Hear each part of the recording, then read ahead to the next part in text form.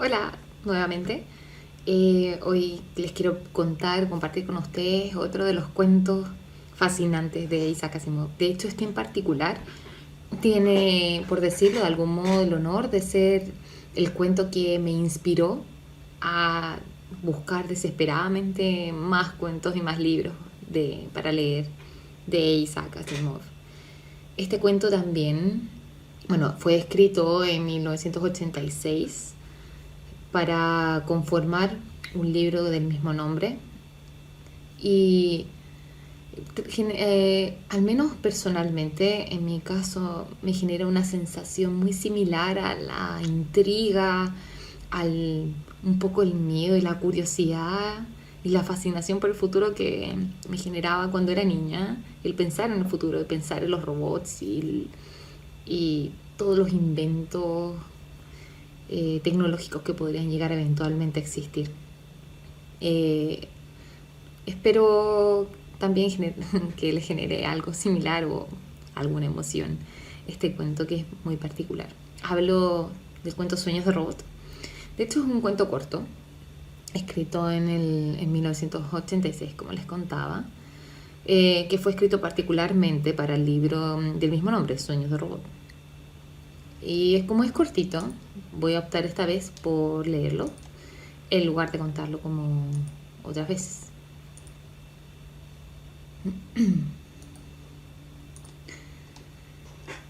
Anoche soñé, anunció Eldex tranquilamente. Susan Calvin no replicó, pero su rostro arrugado, envejecido por la sabiduría y la experiencia, pareció sufrir un estremecimiento microscópico. ¿Has oído esto?, preguntó Linda Ratch, nerviosa. Ya se lo dije. Era joven, menuda y de pelo oscuro. Su mano derecha se abría y cerraba una y otra vez. Calvin asintió y ordenó a media voz. Elvex, no te moverás, ni hablarás, ni nos oirás hasta que te llamemos por tu nombre. No hubo respuesta. El robot siguió sentado como si estuviera hecho de una sola pieza de metal y así se quedaría hasta que oyera su nombre otra vez. ¿Cuál es tu código de entrada en la computadora, doctora Ratch?, preguntó Calvin. O márcalo tú misma, si esto te tranquiliza. Quiero inspeccionar el diseño del cerebro positrónico. Las manos de Linda se enredaron un instante sobre las teclas. Borró el proceso y volvió a empezar. El delicado diseño apareció en la pantalla. Permíteme, por favor, solicitó Calvin, manipular tu computadora. Le concedió el permiso con un gesto, sin palabras. Naturalmente, ¿qué podía hacer Linda, una inexperta robopsicóloga recién estrenada, frente a la leyenda viviente? Susan Calvin estudió con lentitud la pantalla, moviéndola de un lado a otro, de arriba y abajo, marcando de pronto una combinación clave tan deprisa que Linda no vio lo que había hecho, pero el diseño desplegó un nuevo detalle y el conjunto había sido ampliado. Continuó atrás y adelante, tocando las teclas con sus dedos nudosos. En el rostro avejentado no hubo el menor cambio, como si unos cálculos vastísimos se sucedieran en su cabeza. Observaba todos los cambios de diseño. Linda se asombró. Era imposible analizar un diseño sin la ayuda, por lo menos, de una computadora de mano. Era imposible. Sin embargo, la vieja simplemente observaba. ¿Tendría acaso una computadora implantada en su cráneo? ¿O era que su cerebro durante décadas no había hecho otra cosa que inventar, estudiar y analizar los diseños de cerebros positrónicos? ¿Captaba los diseños como Mozart captaba la notación de una sinfonía? ¿Qué es lo que has hecho, Ratch?, dijo Calvin por fin. Linda, algo avergonzada, contestó. He utilizado la geometría fractal. Ya me he dado cuenta, pero ¿por qué? Nunca se había hecho. Pensé que a lo mejor produciría un diseño cerebral con complejidad añadida, posiblemente más cercano al cerebro humano. ¿Consultaste con alguien? ¿Lo hiciste todo por tu cuenta? No consulté a nadie, lo hice sola. Los ojos ya apagados de la doctora miraron fijamente a la joven. No tenías derecho a hacerlo. Tu nombre es Raj. Tu naturaleza hace juego con tu nombre. ¿Quién eres tú para obrar sin consultar? Yo misma, Susan Calvin, lo hubiera discutido antes. Temí que se me impidiera. Por supuesto que se te habría impedido. Su voz se quebró, pese a que se esforzaba por mantenerla firme. ¿Van a despedirme? Posiblemente, respondió Calvin. O tal vez te asciendan. Depende de lo que piense yo cuando haya terminado. ¿Va usted a desmantelar a él? Por poco se le escapa el nombre que hubiera reactivado el robot y cometido un nuevo error. No podía permitirse otra equivocación, si es que ya no era demasiado tarde. ¿Va a desmantelar al robot? En ese momento se dio cuenta que la vieja llevaba una pistola electrónica en el bolsillo de su bata. La doctora Calvin había venido preparada para eso precisamente. Veremos, temporizó Calvin. El robot puede resultar demasiado valioso para desmantelarlo. Pero, ¿cómo puedes soñar? Has logrado un cerebro positrónico sorprendentemente parecido al cerebro humano. Los cerebros humanos tienen que soñar para reorganizarse, desprenderse periódicamente de trabas y confusiones. Quizás ocurra lo mismo con este robot y por las mismas razones. ¿Le has preguntado lo que ha soñado? No, la mandé a llamar a usted tan pronto como me dijo que había soñado. Después de eso ya no podía tratar el caso yo sola. ¿Yo? Una leve sonrisa iluminó el rostro de Calvin. Hay límites que tu locura no te permite rebasar. Y me alegro. En realidad, más que alegrarme, me tranquiliza. Veamos ahora lo que podemos descubrir juntas. Elvex, llamó con voz autoritaria. La cabeza del robot se volvió hacia ella. Sí, doctora Calvin. ¿Cómo sabes que has soñado? Era por la noche. Todo estaba a oscuras, doctora Calvin, explicó Elvex. Cuando de pronto aparece una luz, aunque yo no veo lo que causa su aparición, veo cosas que no tienen relación con lo que concibo como realidad. Oigo cosas, reacciono de forma extraña, buscando en mi vocabulario palabras para expresar lo que me ocurría, me encontré con la palabra sueño. Estudiando su significado, llegué a la conclusión de que yo estaba soñando. Me pregunto, ¿cómo tenías sueño en tu vocabulario? Linda interrumpió rápidamente haciendo callar al robot. Le imprimí un vocabulario humano. Pensé que... Así que pensó, murmuró Calvin. Estoy asombrada. Pensé que podías necesitar el verbo, ya sabe. Jamás soñé que... o algo parecido. ¿Cuántas veces has soñado, Elvex? Preguntó Calvin. Todas las noches, doctora Calvin, desde que me di cuenta de mi existencia. 10 noches, intervino Linda con ansiedad. Pero me lo ha dicho esta semana. ¿Por qué lo has callado hasta esta mañana, Elvex? Porque ha sido esta mañana, doctora Calvin, cuando me he convencido de que soñaba. Hasta entonces pensaba que había un fallo en el diseño de mi cerebro positrónico, pero no sabía encontrarlo. Finalmente decidí que debía ser un sueño. ¿Y qué sueñas?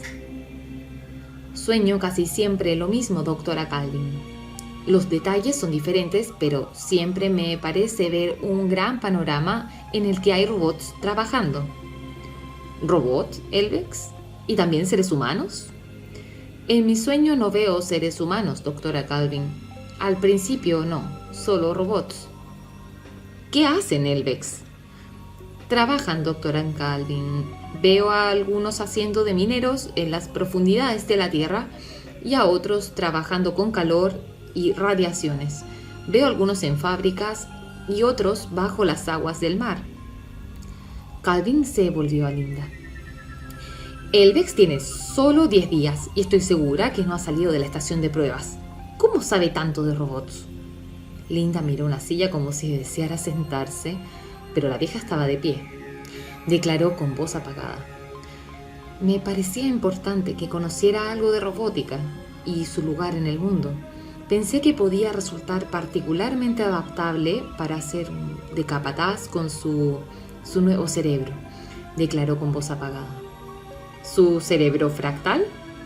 Sí. Calvin asintió y se volvió hacia el robot. ¿Y viste el fondo del mar, el interior de la Tierra, la superficie de la Tierra y también el espacio, me imagino? También vi robots trabajando en el espacio, dijo Elvex. Fue al ver todo esto con detalles cambiantes al mirar de un lugar a otro, lo que me hizo darme cuenta de que lo que yo veía no estaba de acuerdo con la realidad y me llevó a la conclusión de que yo estaba soñando. ¿Y qué más viste, Elvex? Vi que todos los robots estaban abrumados por el trabajo y la aflicción, que todos estaban vencidos por la responsabilidad y la preocupación, y les deseé que descansaran. Pero los robots no están vencidos, ni abrumados, ni necesitan descansar, le advirtió Calvin. Y así es, en realidad, doctora Calvin. Le hablo de mi sueño. No obstante, en mi sueño me pareció que los robots deben proteger su propia existencia. ¿Estás mencionando la tercera ley de la robótica?, preguntó Calvin. En efecto, doctora Calvin.